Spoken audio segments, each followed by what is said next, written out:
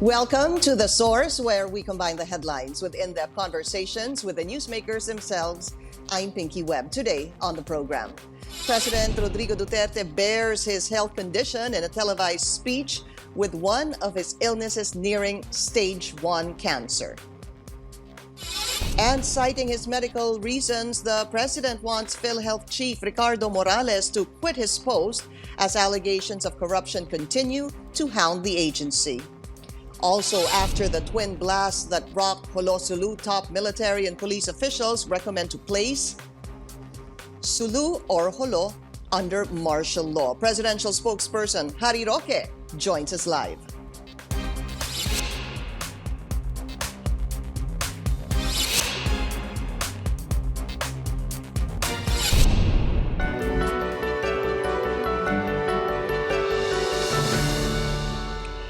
President Rodrigo Duterte reveals that his doctor told him that his Barrett's esophagus ailment may lead to stage 1 cancer. The condition is a complication which causes heartburn and acid indigestion. Meantime, the head of the National Police backs a call from the Army to place Sulu province under martial law. This comes after a pair of explosions in Jolos that killed at least 15 people, including 7 soldiers and 1 policeman. In a statement, PNP Chief General Archie Gamboa says martial law will, quote, allow the military and police more operational flexibility to carry out law enforcement operations against domestic threat groups in the area, end of quote. Let's go straight to the source of the story. We have presidential spokesperson Harry Roque. Secretary Roque, you are finally on air on The Source. Thank you for your time. Yes, good morning, Pinky, and good morning, Philippines. All right, let's start, Secretary, with the President's health. In his address yesterday morning, he said that his doctor actually advised him not to drink because his Barrett is nearing stage 1 cancer. Can you give us more information on this? Well, I think people are putting too much meaning on that statement, no? I think that advice was given to him a long time ago when the president was still drinking. He has since stopped drinking, and as far as I know, since he became president, he has not resumed drinking. No? So you're talking of a medical advice that happened many years ago, even prior to the presidency. No? And I think the reason why the president precisely stopped drinking was to prevent it from developing into cancer, no? Stage 1 cancer. And that is the context of what the president said. No? So I guess rephrasing what the president said, he almost had cancer if he did not stop drinking, but he has since stopped drinking. So I think everyone saw how the president's demeanor was. Cancer stage 1 for a prolonged period of time would need treatment, including treatment that would have adverse effects on his physical appearance even, no?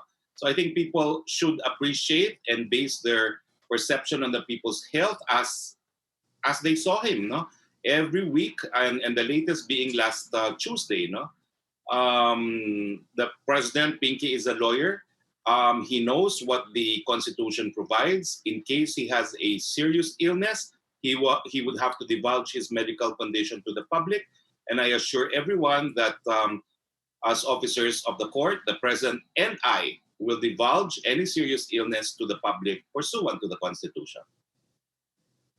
So this nearing stage 1 cancer, the president was actually referring to even before he became president, that the doctors advised him to stop drinking, hence he stopped drinking and you never saw him drink again. Yes, and that's why he doesn't drink, he doesn't smoke, he has no vices as president, no? Because he wants to be in good and healthy condition. But let's go back to about 2 years ago. In 2018, there was, of course, a report that the doctors found a growth during his endoscopy. Does this have anything to do with the president saying that the doctors advised him to stop drinking because he was nearing stage 1 cancer? Is this related? I'm not a doctor myself, Pinky, no? So I would not know with um, definite. I would not have any idea. No, but what I do know is that the Barrett's disease has to do also with the esophagus, and I think it's part of monitoring basically if the president is okay, and so far he is okay. Um, as far as I know, there is no cancer.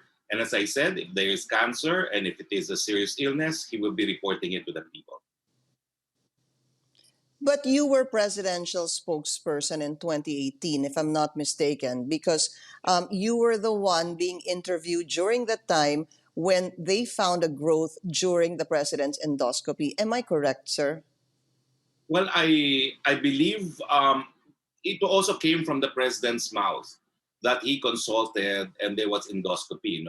Now, obviously, Mm-mm. no, the endoscopy turned out that there was some cancer there. Then we would see in the president's physical condition if he already has cancer. No, there would be chemotherapy, for instance, and chemotherapy leads to hair loss, no, and general weakening, a condition that you don't really see in the president. No, he is fit and healthy for a person his age.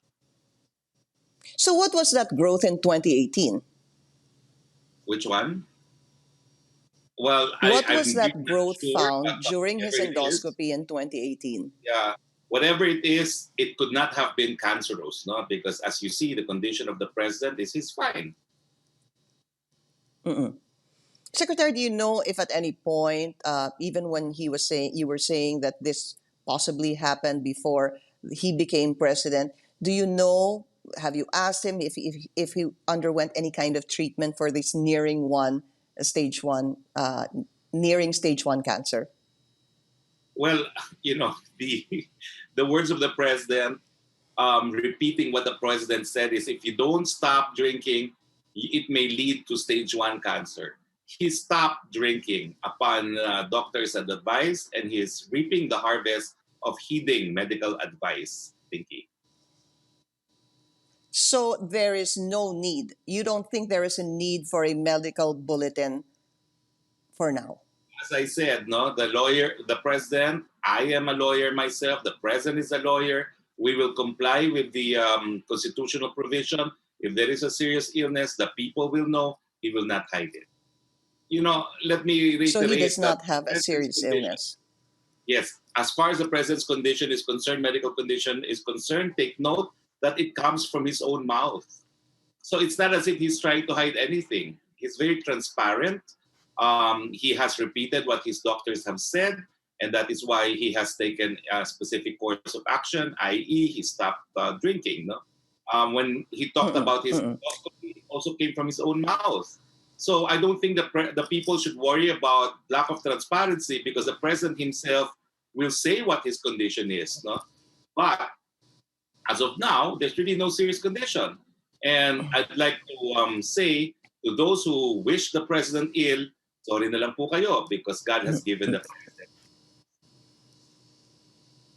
Secretary Roque, in July, I remember you were saying when the president was being asked about, when you were being asked about the president's health, you said he is 88% healthy. How Yes. healthy is he now in August? He's healthy as any 75-year-old could be, no? In the Philippines, no? And that's the reason why he regularly delivers his messages to the people weekly so that they would know and see him, no? And judge for themselves, no? Let him start talking about the anti-drug war, it becomes all animated, no? And in the last message to the people, he was also animated because he was trying to prove the point that in his administration, money intended for COVID will go for its intended purpose.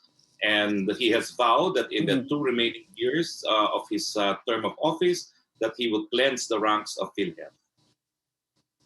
Is he still 88% healthy, as you said in July? I believe so. Yes, yes, he is. All right, let's go. Let's shift topics, Secretary. The situation in Jolo. My first question here is: there's some wondering why the president did not talk about the twin explosions in Jolo in yesterday's televised address. Why is this, or was this edited Because out? we have previously issued a statement condemning the attack. It is a violation of the laws and customs of warfare. And previous to that, he had a command conference where it was discussed, but the command conference was confidential in nature. I was not even allowed to sit in through the meeting where he met with the top leadership of the armed forces of the Philippines and the Philippine National Police. No? So the fact that he did not say anything, it's probably because he has given the necessary orders to the top brass of the AFP and the PNP, and you don't discuss what you intend to do as far as situation on the ground is publicly. Pero nasanay din po tayo, I'm sure you'll agree, Secretary, that pag may nangyayari po sa mga sundalo, may namamatay na mga sundalo o mga police, the President always sends his condolences, or definitely he always talks about this. So again, it was something possibly that I, for one, was also wondering what the President would say about that explosion that happened, because the President lost the 15 lives were lost during that twin explosion. Well, whether or not the president verbalized his concern for the soldiers, he walks the talk. He has a policy of not just condoling with the family, but providing financial assistance for the family. And the victims of this latest attack will not be an exception to the rule. They will be given due recognition as modern-day heroes. Is he planning to visit Jolo anytime soon? Well, under the circumstance, he has visited Jolo. And under the circumstance, let's just say that it's very difficult, not only because of the pandemic, but also because of the situation on the ground in Jolo. Army Chief General Sobehana and PNP Chief Gamboa first the Army Chief was recommending martial law in Sulu, the PNP Chief also agreeing to this. Do you think the President will consider this recommendation? Well, the President will, of course, consider this recommendation, as will both Congress and the Supreme Court, because, as you know, a declaration of martial law now contains safeguards not found in the 1935 Constitution. Now there would have to be notice given to Congress, and Congress would have to be satisfied with both the legal and factual basis for the declaration. And this is without prejudice to judicial review on both the factual and legal considerations for the imposition of martial law. So although the recommendation has been made, the President has to be very careful that it will pass the scrutiny of both the legislative and the judicial branches of government. Absolutely, but is he leaning towards declaring martial law in Sulu? Well, let's just say that the recommendations have been made and the President listens to those on the ground. All right, we'll be taking a very short break. The Source will be right back.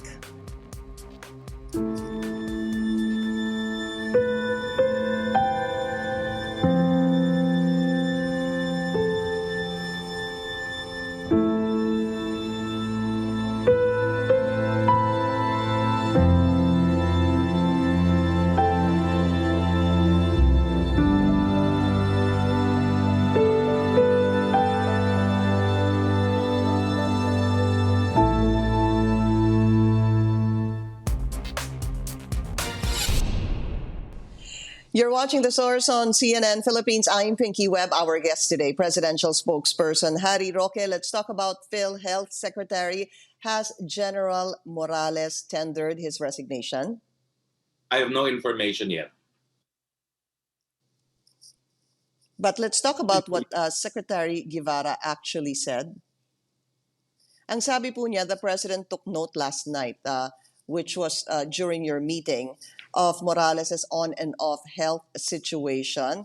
And he stated that it would be best for the latter and for the PhilHealth to give up his post during these critical times. He even added that Executive Secretary Medialdea said that he talked to General Morales and that the latter said he would understand if he had to be replaced. So such tender of resignation is expected very soon, according to Secretary Guevara. Can you give us more information on this, what was talked about when you were with the President regarding General Morales? I can't, no? As a veteran spokesperson, as a professor, as a former professor of constitutional law, there are matters taken up during cabinet meetings and the President which should not be divulged to the public. No? And what is for public consumption is what is broadcasted. No? Every time the president meets with select members of the cabinet and delivers his message to the people. So with your kind indulgence, no, anything not shown to the public is covered by executive privilege. And I leave to the statements of Secretary Guevara as is, no? And I would ask you to ask your further queries from Secretary Guevara. So you don't want to confirm this, sir? I cannot, because I'm bound by privilege, no? Yeah, even if, as we were talking about, you're telling me it's best that we ask Secretary Guevara about this because he's the one that divulged this. Yes, please. Anything though? Is there anything about that you can even at least tell us? Because obviously it wasn't part of the address. Anything that may not be covered by executive privilege, as you say, sir? I'm sorry, but maybe it's really the fact that I taught constitutional law for 15 years, and I know how important it is that the president make the right decisions, albeit unpopular, and that's why we have this concept of executive privilege. So I guess also if, because there are reports, Secretary Roque, really I just need to press this because there were reports earlier today that General Morales will tender his resignation today. So are you saying it's best that we just wait for us because I'm not going to get anything from you? Well, matter of resignation is a personal decision of the appointee. And if it is indeed filed, then it becomes my obligation to make it public. Are you expecting it today? I'm not expecting anything, but I will do my job. All right, let's talk about the revolutionary government. So the president also said yesterday morning that wala akong pakialam dyan, hindi ko sila kilala. However, sir, there were videos coming out of the president actually attending an event of the ones behind this revolutionary government, the President Rodrigo Duterte National Executive Coordinating Committee. He showed up in 2018. How can he say, hindi ko sila kilala? Well, alam mo, as a public figure myself, I go to many, many affairs. I acknowledge everyone. I smile everyone. I'm friendly to everyone. But quite frankly, I don't know everyone in particular. I think the same thing goes for the president because he has attended more public functions, attended by more individuals. No? So I think seeing someone in a public event with the president does not necessarily mean that the president will know that person. And I think as a result of human experience, people can understand this. Does he know the Mayor Rodrigo Duterte National Executive Coordinating Committee, sir? He knows the Mayor Rodrigo Duterte. He knows MRRD. MRRD, no? NECC. Yes. I don't think this is officially an event of the MRRD. No? Otherwise, MRRD would publicly owe to this revolutionary government, which it has not. No? I understand it's a different organization spearheading it. And that's why what is important is the president has said he is not in support of revolutionary government because obviously he is a constitutional government. Do you think, Secretary Roque, that this is freedom of expression or this could be tantamount to inciting to sedition? Well, as I said, there has to be clear and present danger, no? And I don't see any clear and present danger if you simply advocate and in no position really to threaten the existence of the republic, no? So that is why I have often said that in the same way that the left have said many, many things against the president, let it be because that's still protected speech. But BNP Chief Gamboa is ordering a probe on the organizers of this revolutionary government. Do you support this? That's the discretion of the police authorities, and we respect that. In fact, whether or not it is inciting to sedition or not is really the realm of the police and the prosecutors at the DOJ. But from what I've seen, there's no clear and present danger. We're taking a very quick break. Later, we're going to talk about President Duterte hitting back at Vice President Leni Robredo after her assessment on the government's COVID-19 response. You're watching The Source on CNN Philippines. Please stay tuned.